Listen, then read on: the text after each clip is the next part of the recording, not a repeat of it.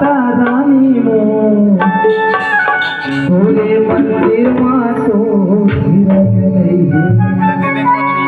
हे दिखत नहीं है वो माता रानी मो भोले मंदिर माँ तो धीरज नहीं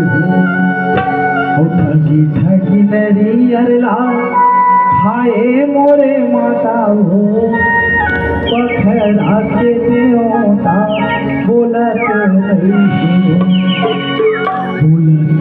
है वो सुनत नहीं है ना मोर पखड़ा के देवता बोलत नहीं है। तो आप सब मिलके पखड़ा के देवता बनाना है। तो एक बार जोरदार जयकार हो जाए